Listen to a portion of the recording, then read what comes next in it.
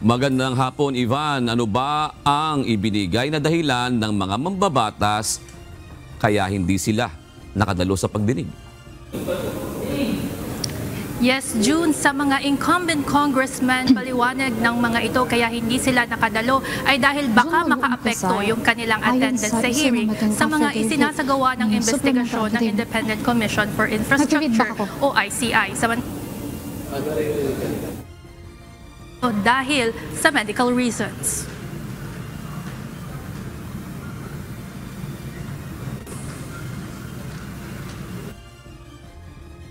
Wala ni isang mambabatas mula sa House of Representatives ang nagpakita ngayong araw sa Senado. Sa kabila ng imbitasyong pinadala ng Senate Blue Ribbon Committee sa mga ito nitong nakaraang November 12. Partikular na para kina dating House Speaker Martin Romualdez, former Ako Bicol Party List Representative Zaldi Co at Benguet Representative Eric Yap. Gayon din ang 17 pang kongresistang binanggit ng mag-asawang Curly at Sara Diskaya na tumanggap umano ng kickback mula sa mga infrastructure project ng pamahalaan. Paliwanag ni House Speaker Faustino D, hindi dumalo ang mga incumbent congressmen upang maiwasang maapektuhan ang isinasagawang investigasyon ng Independent Commission for Infrastructure o ICI. Dismayado naman si Senator Rodante Marcoleta sa pagliban ng mga mambabatas at sinabing walang kinalaman ang attendance sa hearing sa anumang investigasyong nagaganap sa labas ng naturang Senate Committee. Pasensya na po, Mr. Chair, pero hindi ko po talaga maintindihan yun. How can the findings of the ICI be prejudiced by their presence here?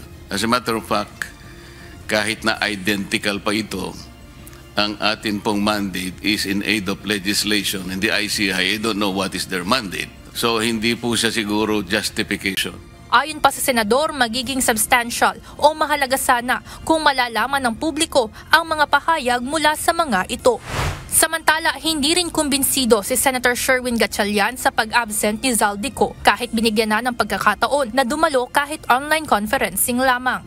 Anya, hindi katanggap-tanggap na absent ito dahil nagpapagamot umano sa Estados Unidos. Matapos kumonsulta ni Senator Gatchalian sa mismong Senate doctor, outdated na ang medical records na ipinadala ng kampo ni Co. Ang appointment nito sa Massachusetts General Hospital nakapetsa pa noong September 22, 2025. Based sa kanyang pa-analysis, wala akong nakasulat na karamdaman na nagsasabing hindi siya pwedeng dumalo dito. At pangalawa, itong medical records niya nakasulat dito, dinischarge siya. Hindi naman siya inilagay sa ospital.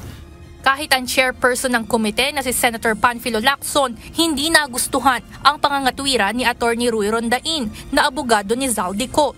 Katwiran ng abogado, baka makaapekto ang pagdalo ng kanyang kliyente sa kanilang magiging pagdepensa sa mga haharaping kaso. Ayon kay Senator Lacson, hindi naman para kay Rondain ang imbitasyong ito para magbigay ng ganitong dahilan. Suffice it to say that Article 1, speaking of jurisdiction, Section 2 of the rules of the Blue Ribbon clearly states, and I quote, "The filing or pendency of any prosecution or criminal action shall not stop or abate any inquiry to carry out a legislative purpose." Bunsod ng pagliban ng mga kongresista, pinanukala ni Senator Gatchalian na isyuhan ang mga ito ng sapina upang tuluyang padaluhin sa susunod na pagdinig ng Senate Blue Ribbon Committee. Kung magkakaroon tayong isa pang hearing, mag-issue ng supina para po puwersahin siya pumunta dito. And the next move, kung hindi pa rin siya pumunta, mag-issue na ng contempt. Conditional lang to, Mr. Chairman, subject to the discussions among the senators and of course the decision of the Blue Ribbon Committee. Ayon kay Senator Gatchalian, para kay Zaldi Co, mas maiging humarap ito ng personal sa Senado dahil mas malaki ang posibilidad ng pagsisinungaling kapag naka-online video conferencing lamang. Samantala, pabor naman si Senator Lacson na mag-issue ng sapina, hindi lamang sa mga kongresista, kundi sa lahat ng hindi sumipot ngayong araw. Same treatment, ganun din pang gagawin natin sa mga inimbita natin na hindi dumalo. Susunod, papadala natin sila ng supina tulad yung sina Pakana, Regional Director, pinaimbita ni Senator JB, and all the others na hindi sumipot in today's hearing. June, pagkatapos ng pagdidig ng Senate Blue Ribbon Committee, nagkaroon tayo ng pagkakataon na makapanayam si Senator Pan. Wanag ni Senator Lacson kung bakit nila binawi yung imbitasyon kay resigned ako Bicol Party List Representative Zaldico na umaten via online video conferencing. Bato de la Rosa dahil baka raw magamit yung mga sasabihin ni Representative Zaldico sa propaganda, lalo na at hindi ito masasite in contempt dahil wala siya dito sa Pilipinas. Samantala, ayon din kay Senator Lacson, walang probative value yung inilabas na video kanina ni Representative Zaldico, lalo na at hindi niya ito sinabi under oath. Yan ang update mula dito sa Senado. Balik sa inyo dyan, Jude. Oo, lumalabas Ivan doon sa sinasabi nga ni Senator Gatchalian kanina na talagang ang Senate inquiry ay isa sa mga mandato o constitutional mandate ng Senado. Papaano kung halimbawa in-invoke ng mga kongresista o mga mambabatas sa House of Representatives yung kanilang interparliamentary courtesy? Membrong bang kapangyarihan dito ang Senado? June, yung interparliamentary courtesy kasi ay isa lamang long-time tradition sa Kongreso. Legally binding. Sa madaling salita, may kapangyarihan yung Senado na ipatawag yung mga miyembro ng House of Representatives, lalo na kung ipapatawag naman sila for the aid of legislation. Na siya namang ginagawa ngayon ng Senate Blue Ribbon Committee pagdating dito sa mga anomalya sa flood control projects.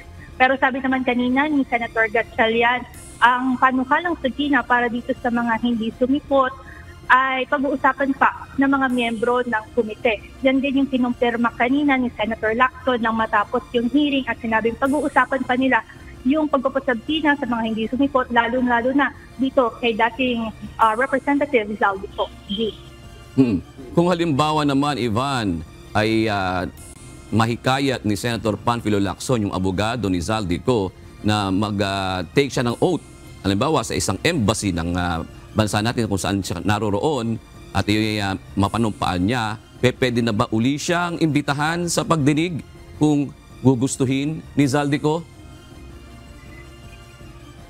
June, sabi nga kanina ni Senator Panfilo Lacson, nito nga nakaraan, inimbitahan na nila si Representative Zaldico na dumalo nga dito sa mga pagdinig. Binigyan na rin ng option na dumalo ito via online. Kaya kung bibigyan ng pagkakataon ni Representative Zaldico na dumalo siya sa embahada, doon gawin yung kanyang pagdalo sa hearing, lalong-lalo na kung uuwi ito ng Pilipinas, ay bukas ang Senate Blue Ribbon Committee para paunlakan itong pagdating ni Representative Zaldico. Jude.